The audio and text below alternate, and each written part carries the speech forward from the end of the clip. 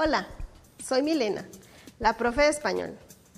El tema que desarrollaremos hoy es las oraciones pasivas, las cuales usted escucha día con día y le ayudan a comunicarse de una manera adecuada, tanto oral como escrita. Las oraciones pasivas, con frecuencia, las encontramos en los medios de comunicación, en la prensa y en los noticieros. Veamos este ejemplo. Buenas noches. Costa Rica ha sido seleccionado un año más como el país más feliz del mundo. En esta corta frase que acabamos de escuchar está todo el secreto del tema de hoy. ¿Quieres saber cuál es? No perdamos tiempo y entremos en materia. Analicemos la siguiente oración. David fue despedido de su trabajo por estar en Facebook. David corresponde al sujeto. Es de él de quien se habla en la oración. Fue despedido es el verbo pasivo, que nos indica que la acción no fue realizada por David. Esa es la clave de la oración pasiva. El sujeto no realiza la acción, sino que la recibe. Ahora que ya sabemos esto, veamos otro ejemplo. El gol fue anotado por Cristian. ¿Quién es el sujeto de esta oración? El gol, por supuesto, es el sujeto pasivo. Es de quien se habla en la oración, pero es un sujeto pasivo porque no es el mismo el que hace la acción de anotar. El gol no anota, sino que es anotado. Ahora veamos el siguiente ejemplo para que nos quede más claro. ¿Qué oración pasiva podemos formar con estas palabras? La fiesta es la protagonista de esta oración. Es de quien yo hablo. Y si quito esta palabra, las demás, aunque estén juntas, no tendrían un sentido lógico. En otras palabras, la fiesta es el sujeto pasivo de esta oración. Fue planeada, nos deja claro que la fiesta no se planeó sola, sino que alguien más lo hizo. Además de deducir esto, podemos afirmar que este es el verbo pasivo. Por sus amigos es la pieza que va a completar nuestra oración. Esta última pieza es clave porque es la que nos dirá quién es en la oración pasiva quien hace la acción del verbo. Y a este le llamaremos complemento agente. El complemento agente cumple con 3 características. Primero, es el que hace la acción.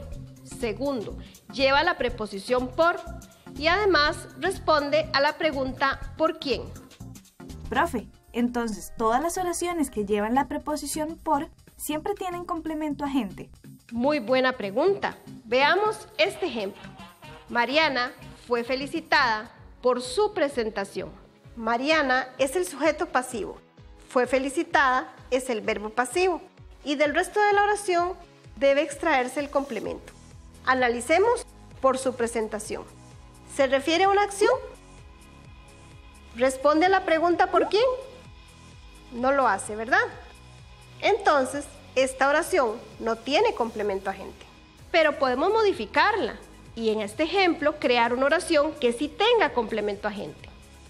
Pongan atención. Mariana fue felicitada por sus amigos. En este caso, podemos preguntar ¿por quién fue felicitada? ¿Quién realiza la acción de felicitar? Sin duda respondemos por sus amigos. Ahora le pregunto, ¿necesitará la oración pasiva un complemento agente para existir? Veamos el siguiente ejemplo. El mensaje fue enviado por Daniela. El mensaje es el sujeto pasivo. Es quien recibe la acción. Él no la ejecuta, la recibe. El mensaje no envía, es enviado. Fue enviado es el verbo pasivo. Y por Daniela es el complemento agente. Pero quitemos por un momento el complemento agente de esta oración y cambiémoslo por otra palabra. El mensaje fue enviado por equivocación. Aunque esta oración ya no tiene complemento agente, sigue teniendo un sujeto pasivo, algo o alguien de quien se habla. En este caso, es el mensaje. Y ese no ejecuta la acción. Pero la oración, aunque no nos diga quién la ejecuta, quién envió el mensaje, sigue siendo pasiva. En síntesis, la oración pasiva existirá siempre que haya un sujeto pasivo. Ahora sabemos esto, podemos clasificar la oración pasiva en 3 tipos de oración. La oración pasiva completa, que consta de 3 elementos, un sujeto pasivo, un verbo pasivo y un complemento agente. Por ejemplo, la mejenga fue jugada por el equipo azul y rojo. Por otra parte, tenemos la oración pasiva incompleta, que no tiene complemento agente. Vamos a tener esa oración solamente con un sujeto pasivo y un verbo pasivo.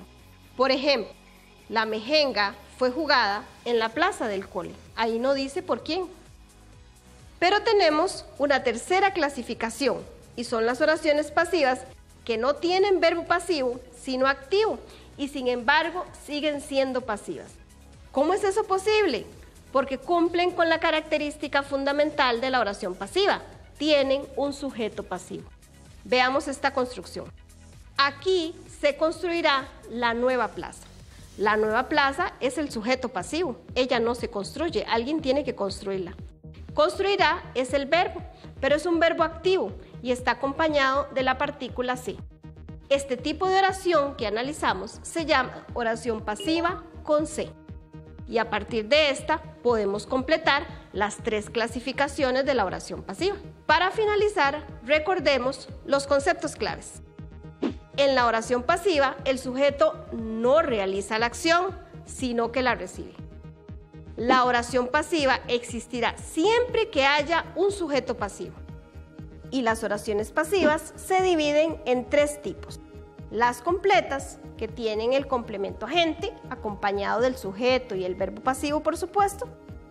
Las incompletas, que se componen solamente de sujeto y verbo pasivo. Y las pasivas con se, formadas por un sujeto pasivo, un verbo activo y la partícula se. Con esto concluimos el tema de hoy. Recuerde que cada aprendizaje que ha adquirido tiene el mismo valor que un tesoro. Guárdelo y engrandézcalo cada día. Gracias y hasta pronto.